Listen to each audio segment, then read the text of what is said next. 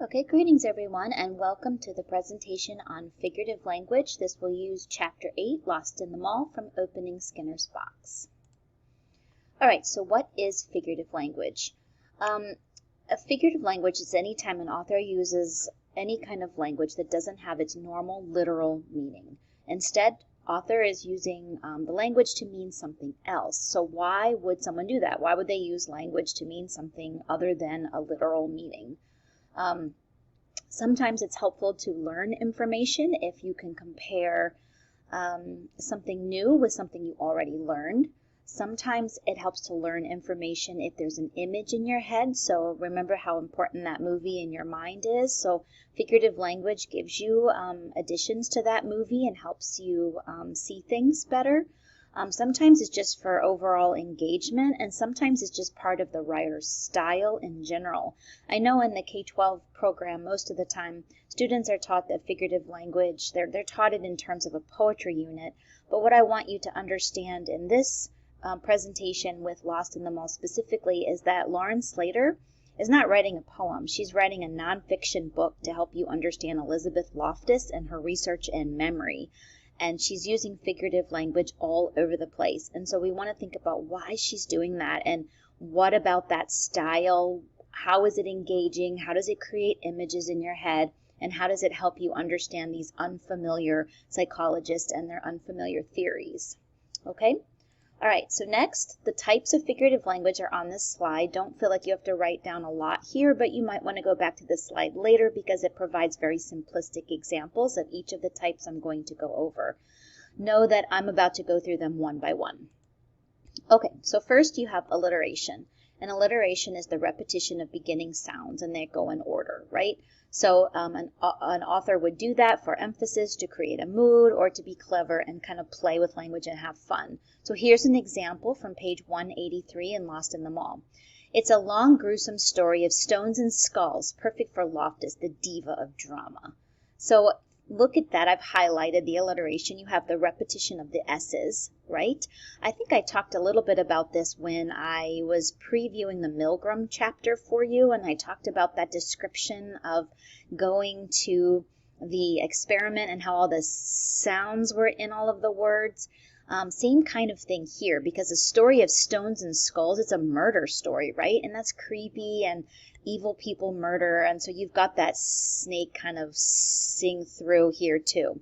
And then she's got diva and drama. Now D's punch through what you're saying, and so here, rather than just saying Loftus is really emotional or she likes drama, you have the diva of drama to really punch through those D sounds, which really make it stand out that Loftus is super dramatic like a diva would be. Okay, so I think she's using it to not only to highlight how dramatic she thinks Loftus is, but also because she's talking about the creepiness of a murder. All right. Next, you have assonance. Assonance is a type of alliteration because it's the repetition of vowel sounds. Again, and you would use those for the same reason: emphasis, mood, impression, and to be clever and fun. So here's an example from page 194. I somehow don't believe her. She seems so far from real tears, from the original grief, so immersed in the operas of others. So again, you've got that ah sound, right, which is your short O sound. And that is interesting here because, again, look at the drama, right? Operas are known for being super dramatic and emotional. And so then you've got she's immersed. Now she, meaning Loftus, is immersed in the operas of others. She's already the diva of drama. And so this is another way to emphasize how much Loftus seems to be dramatic and love all the emotional stuff she's creating with the things that she says and researches. So operas of others is for emphasis there to really get, again, that dramatic idea of Loftus across. Slater really doesn't seem to trust her, and she calls her words like goblin and hobgoblin and things like that. She doesn't like Loftus. Even at the very end of the chapter, she kind of expresses how she feels about her. She doesn't really trust her. Next, hyperbole. We exaggerate when we're trying to be funny, to be sarcastic, to create a mood. and then also to make the audience infer what we really mean. Like, for example, if I was driving a car to work and I was stuck in traffic and that made me late to class, I might walk into class all out of breath and go, oh my gosh, there was so much traffic today. There was like a million cars. It'll be forever on the highway, right? And if I said something like that, I would want you to know I was frustrated. I was kind of angry. I didn't count the cars. I don't know that there were a million. But again, we use an exaggeration so that you can get across how upset I am, right? And so here's an example from Lost in the Mall. Lauren, as a psychologist, you should know there's plenty of evidence that repression is possible. Now, Judith Herman is being quoted here, and you want to, if you're looking on page, and excuse me, that's page 187. If you're looking at that page, that's right when they're talking about the examples of proof, like is there someone to corroborate the truth of repression? So if you have a repressed memory and all of a sudden you remember in vivid detail something really horrific happening to you, how often is someone else that was there going to go, oh yeah, I remember that. This is what happened. Yeah, that's exactly what happened. The way you remember it, yep, that's what I remember, right? How often does that happen? And then she finds like one case. And so that would be, there's plenty of evidence is certainly an exaggeration because Lauren looked and found one example that she shares with you. Then, okay, so hyperbole is an exaggeration. Next, an idiom. Idioms are expressions that don't make literal sense. Idioms are really tough for students where English is not your first language. And that's because, again, they're expressions that don't make any sense. But if you grew up in this country and you grew up speaking English, then you have been exposed to these through time and you know what they mean. So if, someone walks outside and they go, oh my gosh, it's raining cats and dogs out here, like, someone that's never heard of that expression before would be thinking, why would you say that? There's not cats and dogs coming down from the sky. That's such a weird thing to say. But if you grew up in this country, you would know, well, if someone says it's raining cats and dogs, all they mean is that it's raining really hard, right? And so those are these expressions in every language that don't make literal sense, but they're overused. People say them all the time, and you're supposed to infer a meaning from them. So here's an example from Chapter 8, Lost in the Mall. It's right from the beginning. Freud waffled on the subject, sometimes claiming memory a mishmash of dream and fact, but just as often claiming it as a movie rerun, the film scrolled in some section of the brain recoverable through free association. All right, so the word waffle is actually the idiom here because when you think of waffles, you think of something you're going to put syrup on and eat for breakfast. And so that's a really odd word, and it actually doesn't make literal sense because you can't, waffle is a noun, it's not even a verb, and so when you're waffling, that's a weird use of a waffle, right? And so what it means is that you're constantly like changing your mind and you're thinking out loud and you don't have a clear decision, right? So if you look at the picture that I pulled, I thought this was really funny. It's making fun of Waffle House, so now it's called the House of Waffling, which is kind of funny.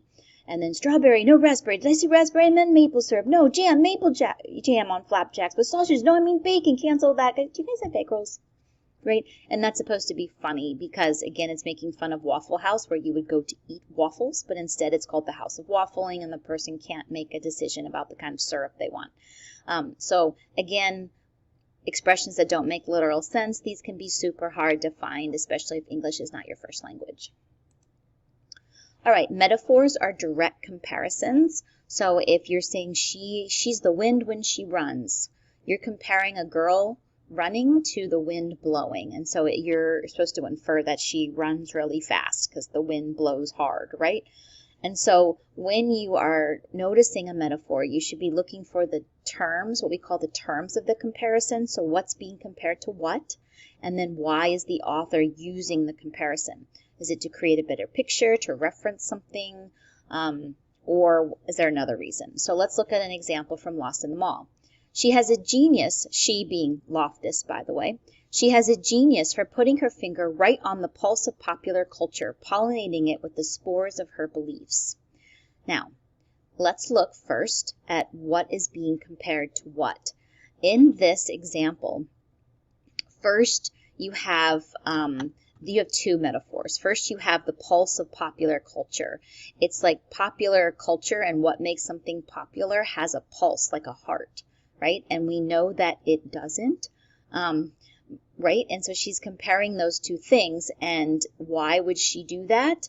Well, right, the pulse of popular culture means, well, by the way, did you notice the alliteration, pulse and popular? It's pretty good. And then she uses pollinating right next, which is very clever. Again, she really uses a ton of alliteration. But first of all, so why then is the author talking about her finger on the pulse of popular culture? You put your finger on the on your wrist to feel your heartbeat. And so it's like she has, and then that says you're alive, right? And so here, Loftus is kept alive by putting her finger on the pulse of like what's popular in America. And so she has this keen sense of being able to do that, which is why she's so notorious and famous and needs bodyguards and stuff like that. Now, look at the next one. Pollinating it. So pollinating popular culture here. It is a pronoun referring to popular culture, right? So pollinating it with the spores of her beliefs. Well, what pollinates? Right? What does that? And you should be thinking of a bee. So she's comparing Loftus to a bee, the same way a bee would use, is pollinating the different flowers with the spores, right? Like Loftus is like a bee flying around through a field of flowers and spreading the spores of those flowers all over the place. So here she is flying around the world and dropping all of her little spores of all of these ideas that she has all over America, and it's really popular, right? And so again, Loftus is being compared to a bee pollinating flowers. And so that is an interesting comparison. Why would she use it? Why now is Slater comparing Loftus to a bee? This is an interesting thing because bees don't necessarily have a negative connotation. Actually, we need bees, or most of the food that we eat would never grow. So pollinating is actually necessary for bees to do. And so that's an interesting thing. So is Slater then saying that it's necessary, that Loftus is making us question memory and repressed memory? And maybe because she does see so many people as being put falsely in prison for things they didn't do because of memories that all of a sudden someone has from when they, that are 40 years old.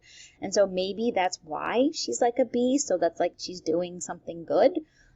Again, weird for Slater because she doesn't seem to trust or like Loftus very much, but there you go. All right, so a metaphor is a direct comparison. Onomatopoeia are sound effect words. If you think of the old Batman cartoons, like whap, bap, slap, words like that, they sound like what they mean, right? And so that helps create that sensory detail to help you picture, and that's that movie in your mind. It's like a sound effect, right? So here's an example from Lost in the Mall. Loftus says, let's look at the data. Only 3% of his patients actually had these memories when the probe touched their brain, and we have no idea if they were real memories or dream fragments. True. Boom. And so boom sounds like an explosion, right? That's the sound an explosion makes. And so here she's dropped the mic on that refutation. She's arguing against that idea, and she's saying, but let's look at that. There's such a small amount, only 3%, and we don't know what they actually were remembering, right? Were they real memories or dream fragments? And so Lauren Slater is responding, and she's going, oh, that's true. And then boom, like she exploded the initial idea, right? And so you can hear that explosion. All right, so next you have personification. Here you're giving human-like qualities to something that's non-human. And so that's like, you think of Disney, right? Like candlesticks don't sing, right? And so anytime you give human characteristics to something that's not human, you are personifying it. So let's look at the example. There are two kinds of truths, Loftus says, story truth and happening truth. As we put meat and muscle on the bare bones of the happening truth, we can get caught up, captured, if you will, with the notion of our own stories. And so here, I've highlighted the personification part. So it's like story truth and happening truth. And then she says we put meat and muscle. It's kind of like we're building the skeleton of what happened, right? And so people have skeletons, you're putting meat and muscle on there. So it's like she's turning truth into a person and building them, meat and muscle, on the bare bones of the happening truth. And so the bones are of the person. Okay, so why is she using that? It's because it's like you're building something, right? Like that's how you get caught up when you tell your stories and you make up things and add things to your story that didn't actually happen. So you might have the bare bones of what actually happened, and then you're building it up with meat and muscle. Okay? All right, now I am going to pause here. Please go to video 2 to finish figurative language.